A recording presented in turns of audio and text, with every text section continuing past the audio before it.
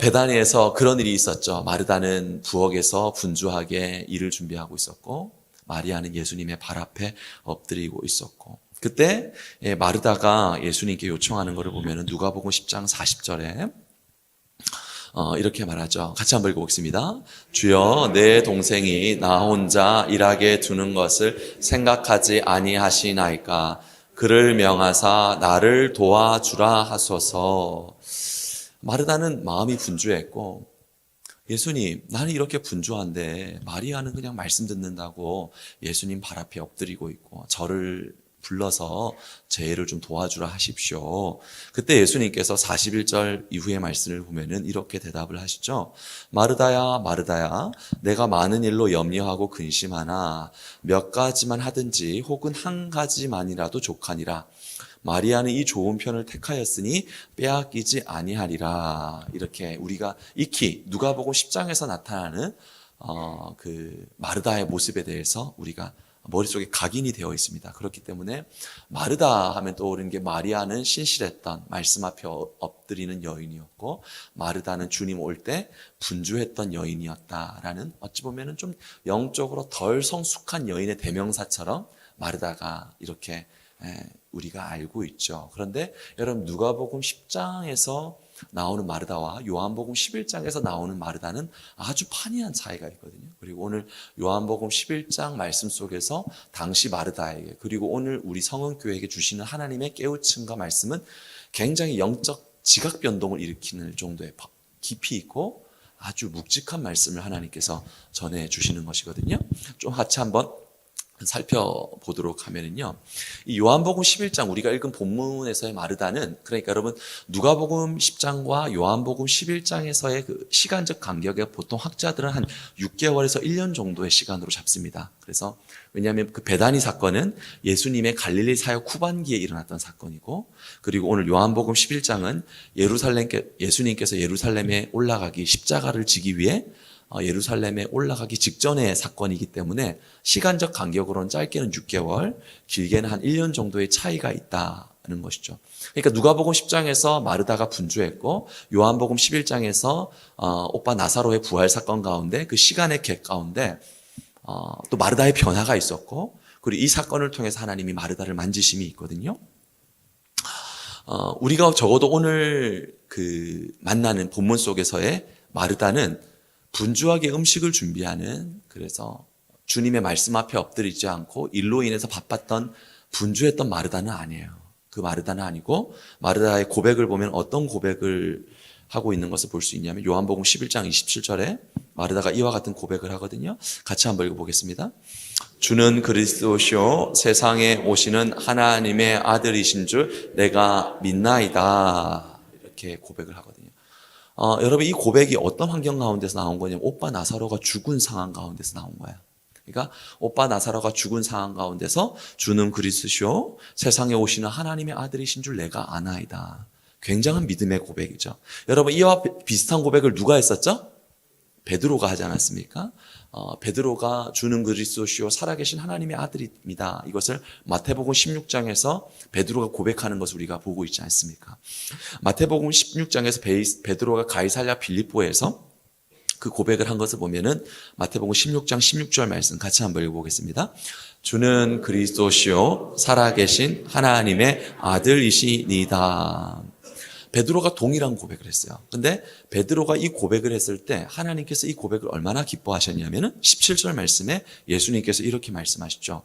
바요나 시모나 내가 복이 있도다. 이를 내게 알게 한 이는 혈육이 아니요 하늘에 계신 내 아버지시니라. 하나님이 이걸 깨닫게 해주셨다. 하나님이 이걸 알게 해주셨다. 이렇게 말하거든요. 그런데 이 베드로의 고백이 성령님께서 깨닫게 하시는 사건도 있었지만 마태복음 16장에서 가이사랴 빌립보에서 베드로가 주는 그리스도시요 살아계신 하나님의 아들입니다. 이 고백을 하기 전에 예수님을 둘러싼 사건 가운데 어떤 사건이 있었냐면은 마태복음 14장에서 16절까지의 사건만 해도 4가지 기적이 나와요. 어떤 기적이 나오냐면은 마태복음 14장 직후에 어떤 기적이 나오면 예수님께서 물고기 2마리와 떡 5개로 오병이어의 기적을 행하십니다. 첫 번째 오병이어의 기적을 행하시고요. 오병이어의 사건 이 직후에 어떤 기적이 일어나게 되냐면 예수님이 무리를 걸으세요. 그리고 그 사건 직후에 15장에서는 가나안 여인의 딸을 고쳐주시고요. 그리고 그 닭 즉시로는 그 이후에 바로 칠병이어로 4,000명을 먹이시는 기적의 사건이 일어나는 것입니다. 그러니까 베드로는 그와 같은 하나님의 사건, 하나님의 기적, 하나님의 역사를 경험을 하면서 그의 마음 가운데 이분이 정말 그리스도시고 살아계신 하나님의 아들이시구나라는 고백을 할 수 있는 어떤 근거들이 있었던 거죠. 예수님과 함께하면서 경험한 수많은 기적들이 있으니까. 물론 그것 가운데서 마음을 열어주신 분은 하나님이시지만요. 그래서 이 베드로의 고백이라는 것이 하나님이 너무 귀하게 여기셔서 이 고백 가운데 교회를 세우시겠다라고 할 만큼 귀한 고백을 베드로가 했고, 여러분 이 베드로가 했던 고백을 요한복음 11장에 누가 하고 있는 거죠? 마르다가 하고 있는 거예요. 마르다가 하고 있는 건데, 마르다는 어떤 상황에서 이 고백을 했는가가 참 중요하거든요. 어떤 상황 속에서 이 고백을 했는가. 요한복음 11장 3절을 보면은 어떤 것이 나오는 것을 볼 수가 있냐면은, 오빠 나사로가 병들었다 함을 알게 되었을 때 예수님께 사람을 보내죠. 예수님께 사람을 보내는데 요한복음 11장 3절에 이렇게 말하고 있습니다. 같이 한번 읽어볼게요. 주여 보시옵소서, 사랑하는 자가 병들었나이다. 이렇게 예수님은 병을 고치실 수 있잖아요. 아멘? 병을 고칠 수 있으니까 빨리 오셔서 오빠 나사로를 좀 고쳐주세요. 그런데 여러분 요한복음 11장 보면은 어떤 것들이 나오는 걸 볼 수가 있냐면 예수님이 바로 오지 않으세요. 예수님이 지체하세요. 지체하시는 거야. 예수님의 지체하심을 알았던 마르다의 마음은 어떨까요? 여러분 서운한 마음이 들 수 있지 않겠습니까? 예수님 빨리 오셔서 병을 고칠 수 있는 능력이 있으시니까 오빠를 고쳐주셨다면 오빠가 죽지 않았을 텐데 라는 그런 서운함이 있을 수 있잖아요. 근데 오빠가 죽었죠. 예수님은 응답 주실 수 있는데 지체하셨죠. 근데 그 한가운데서 그 서운함과 슬픔이 뒤섞인 가운데서 마르다가 올린 고백이 어떤 고백이냐면 주는 그리스도시요 세상에 오시는 하나님의 아들이신 줄 내가 믿나이다라는 고백을 하는 거예요.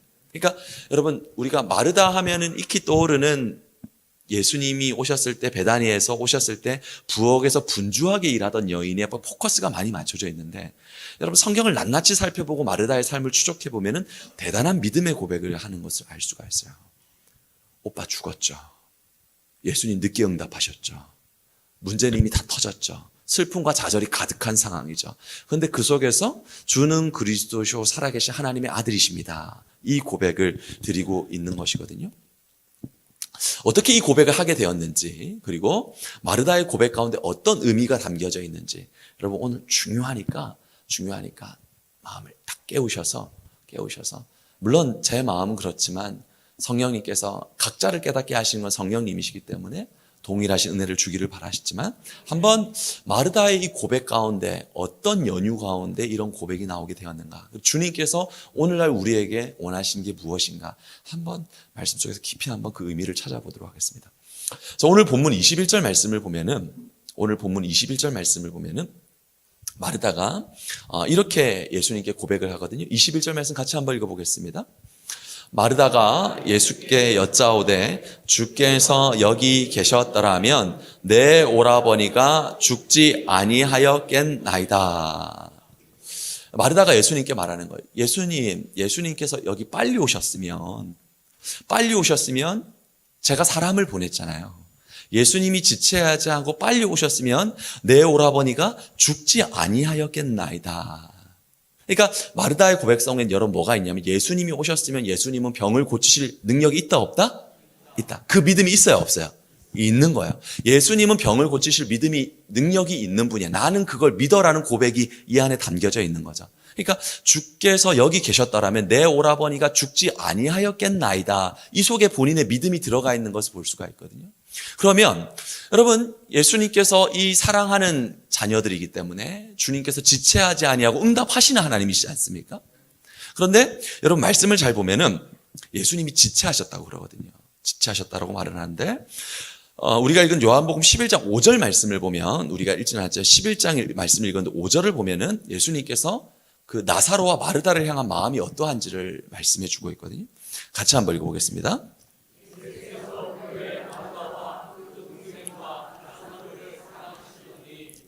자, 여기서 한 가지 중요한 거 발견할 수 있죠. 예수님께서 마르다와 그 동생 나사로를 어떻게 했다고요? 사랑했다고 말하고 있어요. 자, 여러분, 사랑하면 빨리 응답해야 돼요? 늦게 응답해야 돼요? 사랑하면 필요한 걸 줘야 돼요? 필요하지 않은 걸 줘야 돼요? 필요한 걸 줘야 되잖아요. 우리는 그렇게 생각을 하지 않습니까? 5절에 분명히 말하고 있거든요. 예수님께서 마르다와 그의 동생 나사로를 사랑했다라고 말하고 있거든요. 6절을 보면 뭐라고 말하고 있냐면 이렇게 말하고 있어요. 6절 말씀 같이 한번 읽어봅니다. 나사로가 병들었다 함을 들으시고 그 계시던 곳에 이틀을 더 유하셨더라 이렇게 말하고 있어요. 주님께서 사랑하시는 사람들인데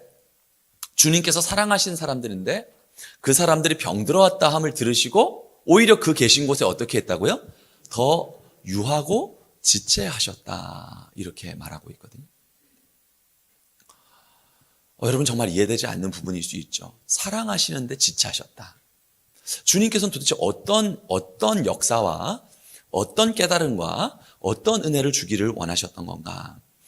여러분 우리가 5절, 6절 말씀 지금 나누어서 읽었는데 5절, 6절 말씀을 붙여서 읽으면 여러분 이렇게 됩니다. 5절, 6절 말씀 좀 우리 같이 한번 살펴볼 필요가 있거든요. 예수께서 본래 마르다와 그 동생과 나사로를 사랑하시더니 나사로가 병들었다 함을 들으시고 그 계시던 곳에 이틀을 더 유하시니라 이렇게 돼 있어요. 이렇게 돼 있는 거예요. 그런데 헬라어 원어 성경을 보면 여기서 한 가지 누락된 단어가 있어요.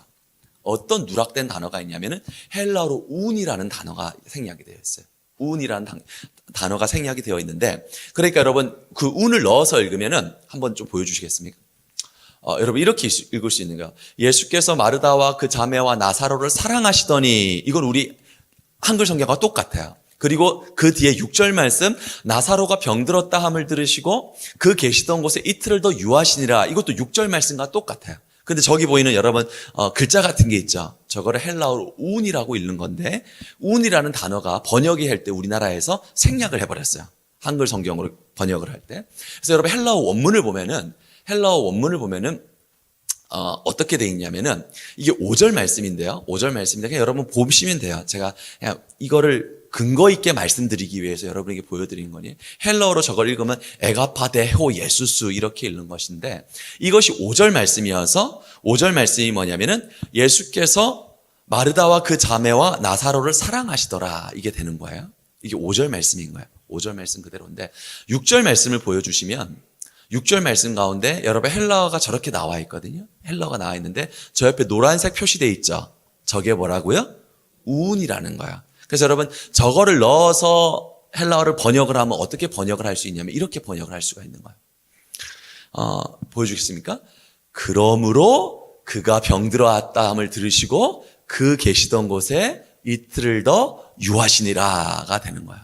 그러니까 이걸 여러분 한글로 정확하게 보면 어떻게 번역을 할 수 있냐면 이렇게 번역을 할 수가 있습니다. 한글로 5절, 6절 말씀 전체를 띄워주시면 이렇게 볼 수가 있어요. 이 운이라는 단어의 뜻이 여러분 이 운이라는 단어의 뜻이 무엇이냐면 그러므로라는 뜻을 가지고 있거든요. 그러므로. 그러니까 여러분 지금 잘 따라오고 계세요. 예수께서 마르다와 그 동생과 나사로를 사랑하셨는데 그러므로 사랑했기 때문에 더 지체하셨더라. 여러분 이걸 말하고 있는 거야. 야, 목사님 뭘 말씀하시려고 저 원어를 들고 오고 저렇게 장황하게 설명을 하는 것일까? 여러분 만약에 예수님께서 마르다의 그 인편을 통한 소식을 듣고요. 나사로를 곧바로 고쳐주셨다면 무슨 그 사역의 연장이냐면 요한복음 4장을 보면은 예수님께서 가버나움에 있는 왕의 신하의 아들을 고쳐주시거든요. 그러니까 예수님께서 병든 자를 요한복음 4장에서 고쳐주십니다. 그리고 5장에서도 베데스다 연못에서 38년 된 병자를 어떻게 하시죠? 고쳐주시는 거예요. 그리고 9장에서도 날 때부터 맹인되었던 사람에게 진흙과 침을 지지겨서 그 눈을 뜨게 어떻게 하시잖아요. 고쳐주시잖아요. 그러니까 요한복음에서는 끊임없이 예수님께서 병자를 고치시는 역사가 나와야 안 나와요? 나오는 거예요. 그렇다면 마르다가 사람을 보내서 오빠 나사로가 병들었습니다. 그럼 예수님께서 4장, 5장, 9장 했던 것처럼 또 다시 동일하게 나사로의 병을 고쳐주셨다면은 우리는 어떻게 할 수 있냐면 예수님은 병을 고칠 수 있는 능력을 가지신 분이야. 이것을 알 수 있어요, 없어요? 알 수 있는 거예요. 그런데 주님께서는 우리가 단지 주님에 대해서 알아갈 때 주님이 병을 고칠 수 있는 분이다. 그것으로만 아는 것이 아니라 주님이 더 큰 능력과 더 큰 은혜와 더 큰 하나님의 생명을 가지고 있다는 것을 예수님은 알기를 원하시는 거예요. 여러분 사랑한다 그랬잖아요. 사랑한다고 하면 궁극적으로 어떻게 해야 돼요? 더 좋은 것을 줘야겠죠. 여러분 찰나적으로 좋은 걸 줄 수 있어요. 촉각적으로 내 피부에 와닿는 걸 좋은 걸 줄 수가 있다고요. 여러분 찰나적인 것은 쉽게 지나칩니까? 안 지나칩니까? 쉽게 지나쳐. 정말 좋은 건 오랫동안 감동이 남아요. 영원토록 추억이 되는 거예요. 그것을 기억만 해도 생명이 되는 거예요. 사랑하면 좋은 걸 주는 거예요. 여러분 제가 여러분을 사랑할까요? 사랑하지 않을까요? 저는 여러분 주님의 종이기 때문에 종으로서 여러분을 사랑해요. 그러면 여러분에게 찰나적으로 촉각적으로 좋은 것을 줘야 될까요? 여러분에게 진정으로 좋은 걸 줘야 될까요? 진정으로. 저 차갑다는 소리 하지 마세요. 여러분 정말 사랑하잖아요. 정말 사랑하면은 찰나적으로 촉각적으로 피부에 와닿는 좋은 걸 주는 게 아니에요. 그건 가벼운 거야. 정말 좋은 거는요, 내 영혼의 중심을 흔들 수 있는 거예요. 오랫동안 내 마음에 기록되는 걸 주는 거예요. 그게 진짜 사랑하는 거예요. 예수님께서는 지금 이 사건을 통해서 뭘 주기를 원하시냐면 정말 좋은 거를 주기를 원하시는 것입니다. 근데 마르다는 지금 예수님에 대한 이해, 예수님을 알아가는 것이 무엇을 알고 있냐면 예수님을 단지 어떤 정도로 알고 있냐면 병을 고칠 수 있는 분으로 알고 있는 거예요. 그래서 마르다가 뭘 말하냐면 11장 21절을 다시 한번 보면은 주님께서 여기 계셨더라면 오빠가 병을 나아서 죽지 않았을 것인데 여기에는 믿음의 고백이 들어가 있는 거예요. 예수님은 병을 고칠 수 있는 분이니까. 근데 어떤 믿음이 없냐? 죽음 이후에 예수님이 무엇을 하실 수 있는 분인지에 대한 이해는 없어요. 주님이 이걸 알려주기를 원하시는 거예요. 예수님이 병을 고칠 수 있는 분이라는 것은 우리가 믿는데 그러면은 예수님께서 병을 고쳐주시지 않고 죽게 되었을 때 그 상황에서 예수님은 무엇을 하실 수 있는가? 그것을 마르다는 몰랐어요. 예수님이 어떤 분인지, 예수님이 어떤 능력을 가지고 있는지, 예수님이 어떤 일을 행할 수 있는지는 모르는 거예요. 여러분 우리 믿음이 그럴 수 있어요. 예수님이 역사하셨더라면, 예수님이 일하셨더라면 이런 문제는 생기지 않았을 텐데 지금 문제의 한복판, 어려움의 한복판에서 예수님이 무엇을 하실 수 있는지는 모르는 거죠. 비근한 예가 있습니다. 비근한 예를 보면은 마가복음 사건을 가보면 이런 사건이 하나 나올 것을 볼 수가 있는데 마가복음 9장에 귀신 들린 아이를 가진 아버지가 나와요. 귀신 들린 아이를 가진 아버지가 나오는데 예수님의 제자들에게 그 아이를 데려가는데 고치지를 못합니다. 고치지를 못해서 예수님께 나와서 부탁을 하면서 예수님께 질문을 하기를 어떤 말을 하는 걸 보냐면 마가복음 9장 22절에 이렇게 말하고 있죠. 같이 한번 볼게요. 무엇을 하실 수 있거든 우리를 불쌍히 여기사 도와주옵소서. 예수님이 하나님의 아들인 건 알겠어요. 예수님이 능력이 있다는 걸 알겠어요. 그런데 이 아버지의 마음과는 어떤 마음이 있냐면 예수님이 정말 무슨 일을 행할 수 있으며 이 아들을 고쳐줄 수 있는지 없는지를 모르겠다는 거예요. 예수님이 하나님의 아들인 걸 알아요. 예수님이 능력이 있다는 걸 알아요. 그런데 이분이 정확히 어떤 능력을 가지고 내 문제의 한복판에 역사할 수 있는지는 모르는 거예요. 지금 마르다의 믿음도 그렇고 귀신 들린 아이를 가진 아버지의 믿음이 그래요. 예수님 거기에 대해서 뭐라고 말씀하시냐면 예수님께서 이렇게 말씀하시는 거죠. 이렇게 말하는 거예요. 할 수 있거든이 무슨 말이냐? 믿는 자에게는 능히 하지 못할 일이 없느니라. 하나님 이 병을 고쳐주실 수 있습니까? 이 죽음의 문제를 해결해 주실 수 있습니까? 저는 이 문제를 예수님이 해결할 수 있는지 없는지 잘 모르겠어요. 그런데 주님께서는 무엇이라고 말하냐면은 믿는 자에게는 능치 못함이 없느니라 라고 말하는 거예요. 여러분, 오늘날 교회의 문제점이 무엇인지 아십니까? 지상교회의 연약함과 지상교회의 문제점이 무엇이냐면 하나님이 누구이신지, 하나님의 능력이 어디까지인지, 하나님이 나를 어떻게 여기신지를 잘 모르는 거예요. 그래서 제일 어려운 게 뭐냐면, 여러분 이 말 명심해야 됩니다. 목회자도 믿음 없는 목회자가 제일 교회를 망가뜨리는 거고요. 여러분, 저뿐만이 아니라 우리 중직들도 두렵고 떨리는 마음으로 들으셔야 돼요. 믿음 없는 중직들이 교회를 망가뜨리는 거예요. 여러분 이 말 명심하세요. 뭐냐? 하나님이 어떤 분이신지, 하나님이 어떤 능력으로 역사할 수 있는지, 하나님이 내게 무슨 일을 행하실 수 있는지를 뭐죠? 모르는 거예요. 모르기 때문에 어떻게 되느냐? 우리의 경험과 우리의 상상의 틀 안에 하나님을 가두어 놓습니다. 그래서 항상 뭐가 되죠? 내 판단이 하나님 판단보다 앞서게 되는 거예요. 여러분, 이게 교회의 문제점이에요. 이게 병든 목회자의 문제점이고, 여러분 중직들이 깨어있지 않으면 교회가 넘어질 수도 있고 망할 수도 있는 게 하나님을 자기의 경험과 자기의 판단 속에 묶어두는 거예요. 하나님이 어떤 분인지를 모르니까. 사랑하는 성도 여러분, 우리 교회는 하나님이 누구신지를 알고 하나님의 능력이 어떠한지를 알아서 주님이 세우시고자 하는 교회로 세우는 저뿐만 아니라 우리 중직뿐만 아니라 모든 성도들 되기를 축원합니다. 성경은 이런 태도를 굉장히 경계해요. 하나님이 누구이신지, 하나님을 알지 못하는 것에 대해서 굉장히 경계하면서 가르칩니다. 시편 78편을 보면은 그들이 하나님을 향하여서 이렇게 말하거든요. 시편 78편에서 이스라엘 백성이 광야에서 하나님을 향하여서 이렇게 말합니다. 같이 한번 읽어보겠습니다.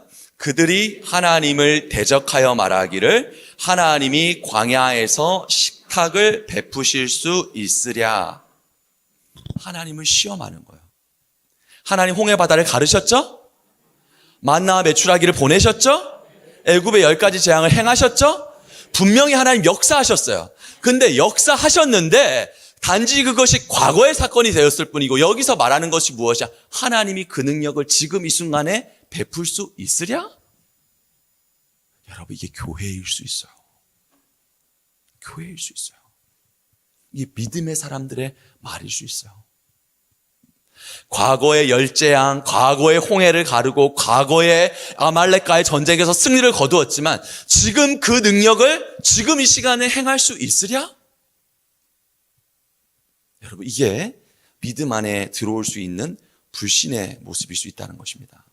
시편 기자가 말하기를 탄식하면서 이렇게 말하거든요. 뭘 말하는 거냐면은 시편 78편 42절을 보면은 이렇게 말하죠. 같이 한번 읽어보겠습니다. 그들이 그의 권능의 손을 기억하지 아니하며 대적에게서 그들을 구원하신 날도 기억하지 아니하였도다. 탄식하면서 말하는 거예요. 어제나 오늘이나 동일하신 하나님이신데, 어제나 오늘이나 동일한 능력으로 역사하실 수 있는 하나님이신데, 그들은 그 하나님의 능력에 대해서 의심하고 기대하지 않고 믿지 않는 겁니다. 마르다의 고백 가운데 주께서 여기 계셨더라면 이라는 건 무엇이냐면, 주님이 여기 계셨으면은 병이 고쳐질 수 있는 건 제가 믿습니다. 그런데 오빠가 죽었는데 이 상황에서 예수님이 뭘 할 수 있는지는 모르겠어요. 이 말을 하는 거예요. 주님께서 과거의 은혜와 능력을 베풀어 주셨는데 지금 이 현장에서 하나님이 무엇을 할 수 있는지 저는 모르겠어요. 이 고백을 마르다가 하고 있는 것이거든요. 예수님께서 우리에게 알려주시기를, 하나님의 능력에 대해서 알려주시기 이렇게 알려주셨습니다. 에베소서 3장 20절 말씀 함께 읽어보겠습니다.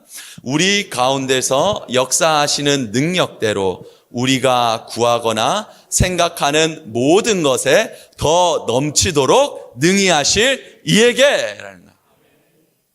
하나님의 능력이 이와 같다는 것입니다. 여러분, 우리가 생각하는 것 가운데, 그것 가운데 더욱 넘치도록 역사하실 수 있는 분이 하나님이시다. 과거에 홍해 바다를 가르셨다면 지금 내가 겪고 있는 삶의 문제를 동일하게 가르실 수 있는 하나님이시다. 엘리야의 기도 가운데 불을 내려주셨다면 지금 나의 기도 가운데 불을 내려주실 수 있는 하나님이시다.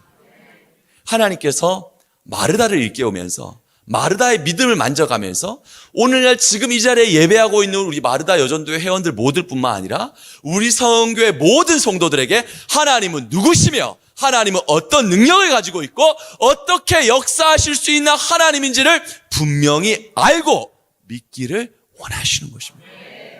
여러분, 믿음이 있어야 돼요. 믿음만큼 역사하는 거예요. 여러분, 목회자들이요, 왜 여기서 흔들리느냐? 목회자들이 왜 담대하게 못 나아가느냐? 많이들 그렇거든요. 목회자들이 하나님을 보는 눈이 커지지 않으면 그때부터 누굴 보게 되냐면은 사람 눈치를 보는 거예요. 여러분, 저 좋으시죠? 왜 좋으세요? 사람 눈치 안 보니까 좋죠? 저는 사람 눈치 안 봐요. 왜냐? 주님이 저 사람 눈치 보라고 예수님이 십자가에 죽으신 게 아니에요. 저는 사람 눈치 안 봐요. 저는 하나님 눈치 봐요. 왜 사람 눈치를 봅니까? 하루하루를 살아갈 때 주의 영광을 구하며 살아가야지.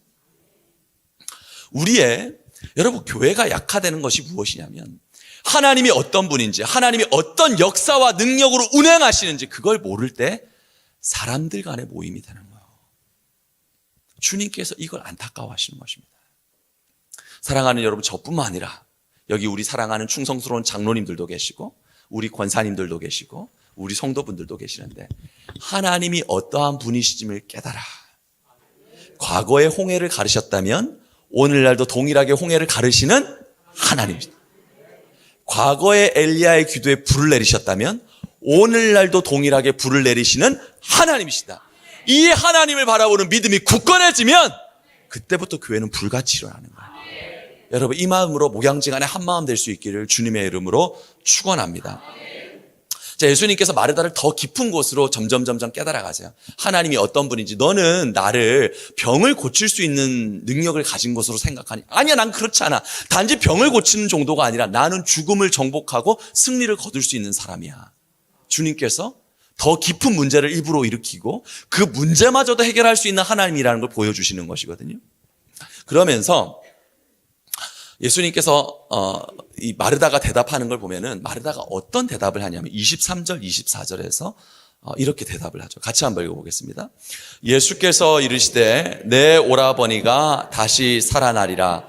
마르다가 이르되 마지막 날 부활 때 다시 살아날 줄을 내가 아나이다. 여기 마르다의 고백이 있는데 하나님께서 이 마르다의 마음을 만져주시죠. 마르다가 뭐라고 말을 하냐면 예수님께서 이르시되 예수님께서 나는 죽음의 문제를 해결할 수 있어. 지금 홍해를 가를 수 있어. 지금 불을 내릴 수 있어. 나는 지금 나사로를 살릴 수 있어. 그때 마르다가 뭐라고 대답을 하냐면 나는 마지막 날 부활 때 천국에서 나사로가 살아날 줄 믿습니다. 이렇게 말을 하거든요. 근데 마르다의 이 고백과 마음을 하나님께서 만져주시죠. 여러분, 이 마르다의 고백은 굉장히 구약적인 배경 속에서 나온 답변입니다. 그리고 굉장히 신학적인 답변이에요. 그러니까 이 답변의 근거에서 봤을 때 마지막 날 오빠가 살아날 줄 내가 믿습니다라는 이 고백 가운데는 마르다가 구약 성경을 굉장히 정통하게 알았구나, 이걸 알 수가 있어요. 그리고 신학적으로도 이 사람이 굉장히 능통한 사람이구나, 이걸 알 수가 있습니다. 왜냐하면 구약 성경의 이 두 가지 근거로 마지막 날의 부활을 말하거든요. 다니엘서 12장 2절을 보면은 이렇게 말하죠. 같이 한번 읽어볼게요. 다니엘서 12장 2절. 땅의 티끌 가운데에서 자는 자 중에서 많은 사람이 깨어나 영생을 받는 자도 있겠고 수치를 당하여서 영원히 부끄러움을 당할 자도 있을 것이며. 여러분, 땅의 티끌 가운데서 자는 자 중에서 많은 사람이 어떻게 되어서요? 깨어나 무엇을 얻는다고요?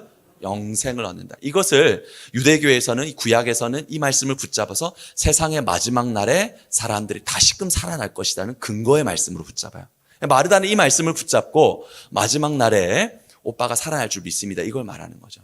또 한 가지 말씀을 보면 이사야서 26장 19절에도 이렇게 말하고 있어요. 같이 읽어봅니다.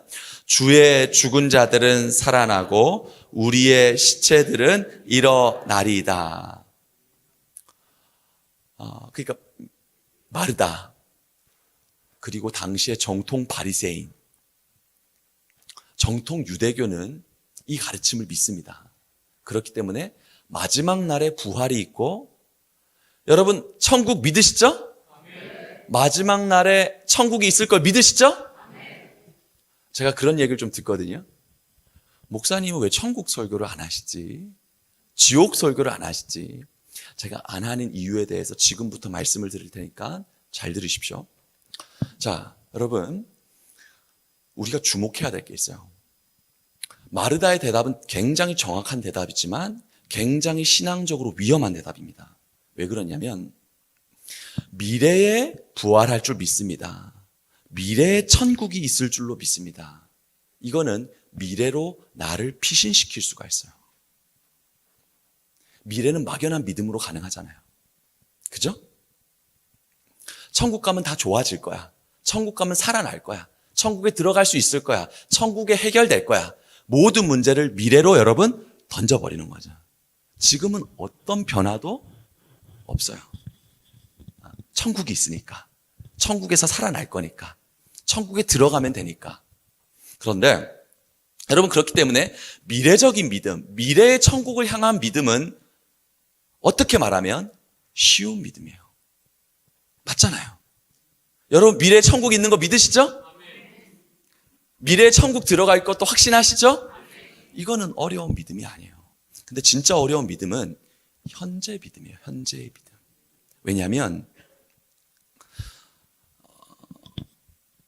지금 하나님이 여기서 일하실 것이다.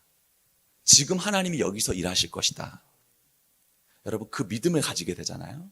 그러면은 무엇을 검증받아야 되냐면 지금 여기서 하나님이 일하시는지 일하시지 않는지 우리 믿음이 검증을 받아야 돼요.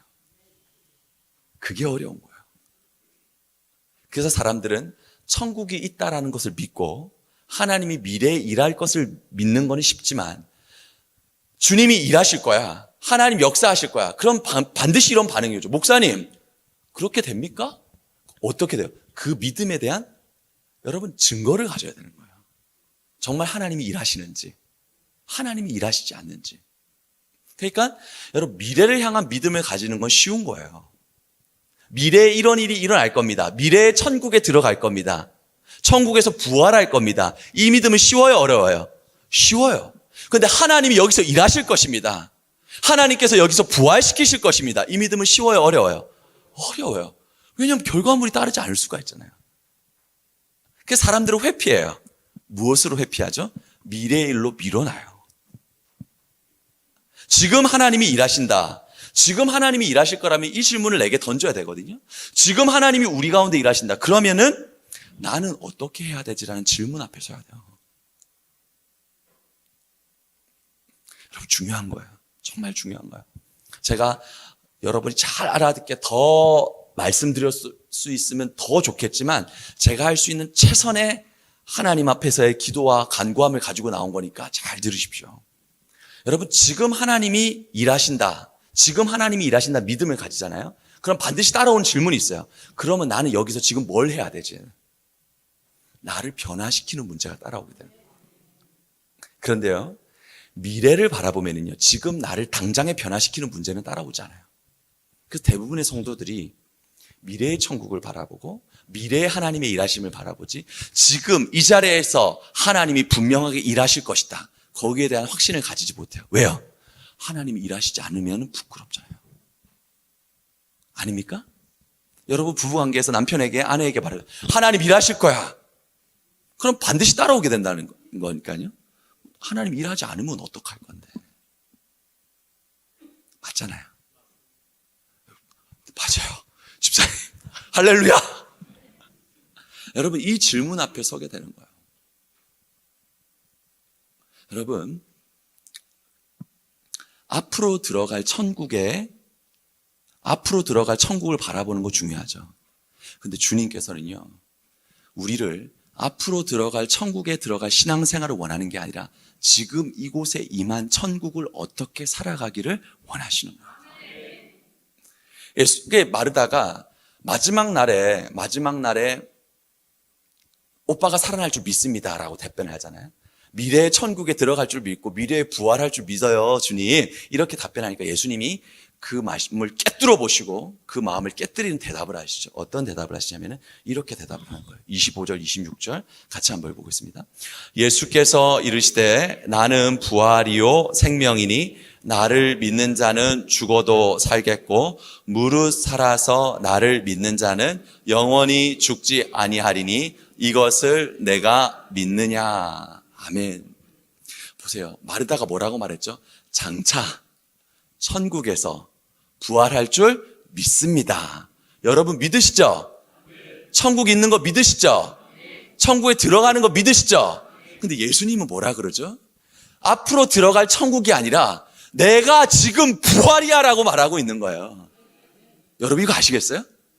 내가 지금 천국이야 라는 걸 말하고 있는 거예요.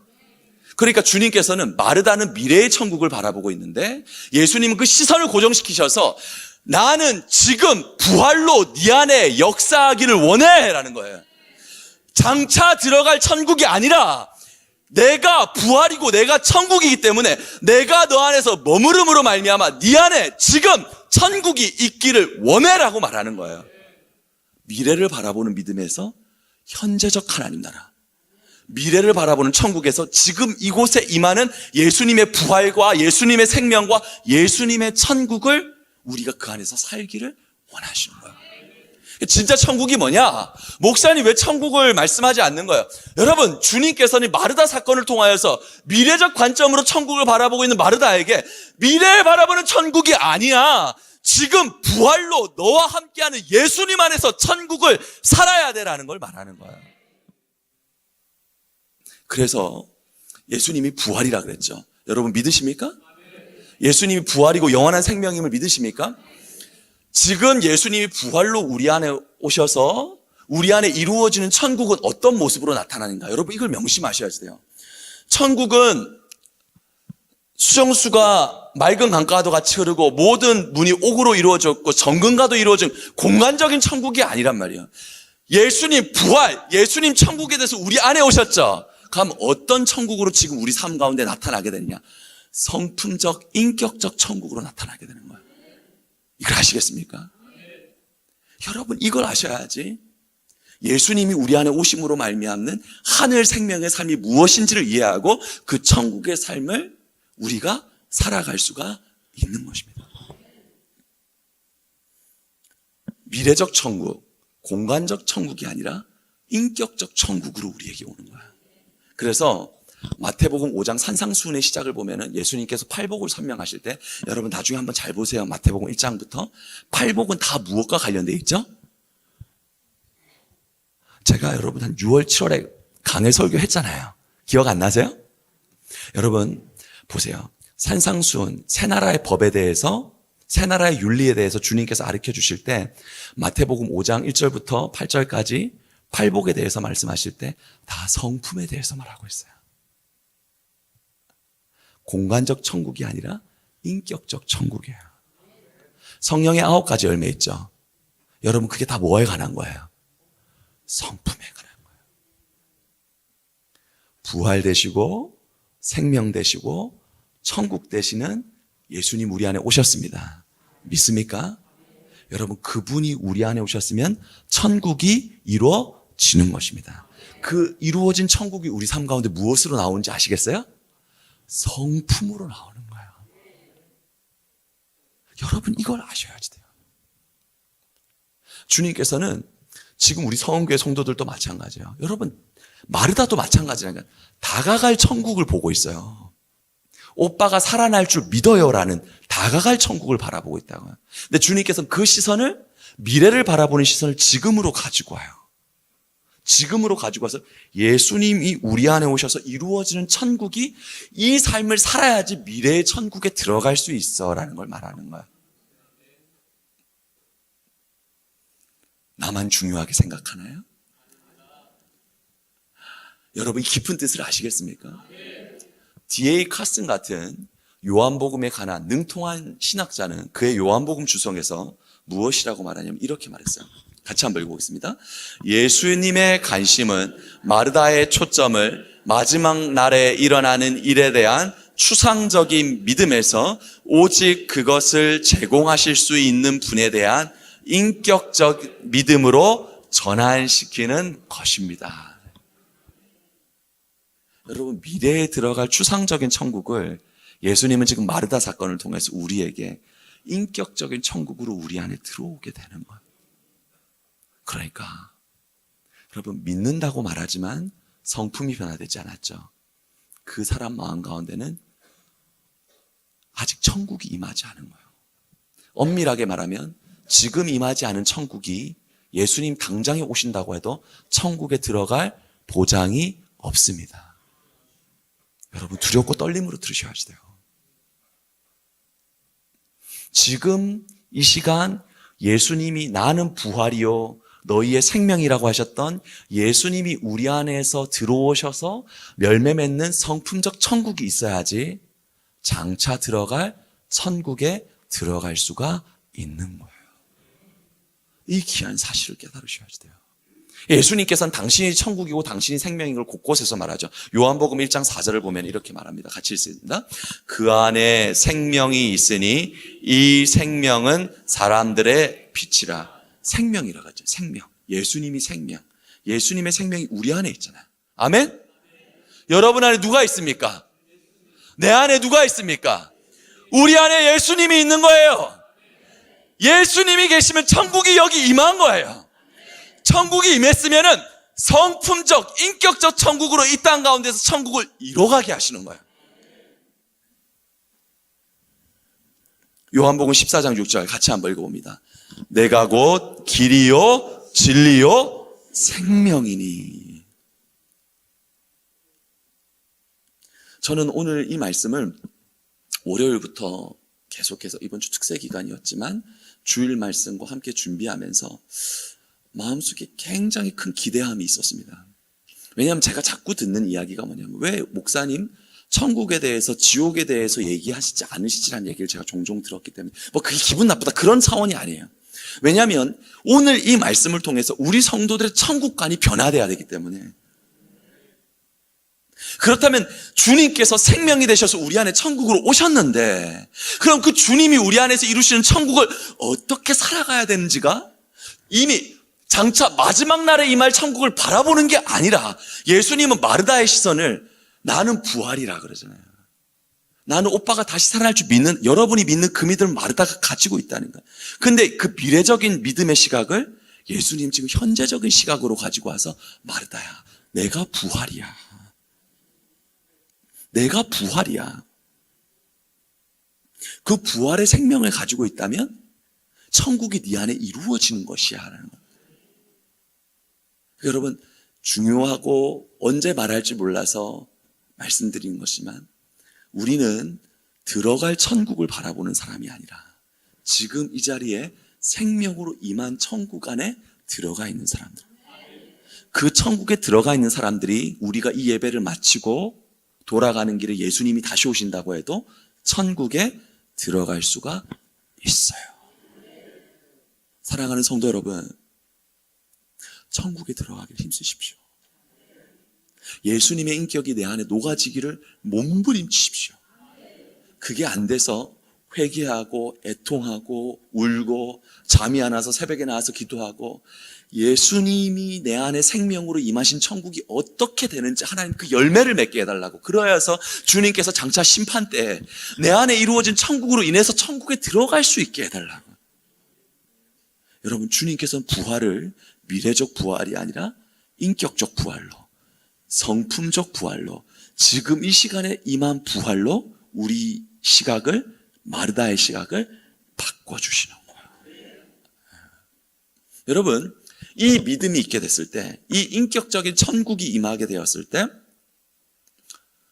우리가 어떤 고백을 할 수 있냐면 능치 못함이 없으신 하나님의 부활의 능력이 내 모든 상황을 바꾸실 수 있는 줄로 믿습니다. 죽은 지 사흘이 지나서 냄새가 나기 시작하는 오빠의 시체 앞에서도 예수님의 그 부활의 생명, 장차 들어갈 영원한 나라의 그 천국의 부활의 생명이 지금 내 안에 역사를 하시니까 죽은 지 사흘이 지난 나사로지만 그 오빠가 지금 살아날 줄 믿습니다라는 고백을. 여기서 바로 기적을 바랄 수 있는 믿음으로 고백으로 변화될 수가 있는 거야. 이 무대로 나아갈 수 있는 저와 여러분 될 수 있기를 주님의 이름으로 축복합니다. 주님의 이 가르침이 있고 나서 27절의 마르다의 대답을 보면은 어떤 대답을 하냐면 이런 대답을 하는 거야. 같이 한번 읽어볼게요. 이르되 주여 그러하외다. 주는 그리스도시요 세상에 오시는 하나님의 아들이신 줄을 내가 믿나이다. 부활의 그 능력으로, 부활의 그 생명으로 지금 역사하실 줄 어떻게 해요? 믿습니다. 여러분, 이 위대한 믿음의 고백이에요. 부활 생명이 우리 안에 있게 될 때 그때 비로소 정말 하나님께 고백할 수 있는 것이 무엇이냐면 능치 못함이 없으신 하나님, 없는 것을 있는 것으로 부르시는 하나님, 죽은 자를 살리신 하나님을 믿습니다. 여러분, 이 고백을 할 수 있는 거예요. 여러분, 참된 신앙은 무엇이냐면 참된 천국 신앙이 무엇이냐면요, 기적이 나타나기 전에 아직 아무것도 변하지 않았지만 여전히 무덤은 닫혀 있지만 우리 주님께서는 이 상황에서 부활의 능력으로 역사하실 수 있는 하나님이십니다. 여러분, 이 믿음을 가진 사람은 히브리서에서 뭐라고 말하는 줄 알아요? 세상이 감당할 수 없는 사람들이다라고. 우리 마르다 여전도의 말씀을 준비하면서 우리 성은교회의 천국신앙, 미래를 바라보는 신앙 속에서 그 굳건한 믿음, 미래를 바라보는 추상적인 믿음 속에서 지금 내 안에 찾아오셔서 천국을 인격적으로 이루어가시는, 천국을 성품적으로 이루어가시는 그 주님과 함께 천국을 바라볼 수 있는 신앙으로 정말 변화될 수 있으면 좋겠다라는, 여러분, 그 소원을 가지고 말씀을 준비했습니다. 목사님, 왜 천국 설교를 안 하는 거예요? 여러분, 천국 설교보다 더 중요한 게 뭔지 아세요? 지금 우리의 생명 되시는 예수 그리스도와 함께 하는 게 천국이에요. 그 천국의 능력이 없는 것도 있는 것으로, 능치 못함이 없으므로 죽은 자를 살리시는 기적과 역사를 나타나게 되는 것입니다. 주님께서 물으세요. 나는 부활이다. 나는 생명이다. 나는 천국이다. 그 사실을 믿느냐? 여러분, 믿으십니까? 그 주님 붙잡으세요. 그 주님 붙잡으시고 그 주님께서 장차 천국에 들어가면 여러분 다 해결될 줄로 믿죠? 그 능력이 지금 내 삶의 역사에서 부활의 능력, 생명의 능력으로 내 삶을 송두리째 바꿀 것을 믿음의 눈으로 바라보고, 세상이 감당할 수 없는 믿음을 가지는, 환난과 고난 앞에서 환난과 고난 앞에 넘어지는 것이 아니라 이 환난과 고난 가운데 길을 내시고 강을 내시고 홍해를 가르시고 하늘에서 불을 내리신 하나님께서 우리 삶 가운데 역사하실 것이다. 이 믿음으로 나아가는 우리 모든 천국 백성들, 천국 신앙을 가지는 은혜의 백성들 될 수 있기를 주님의 이름으로 축원합니다.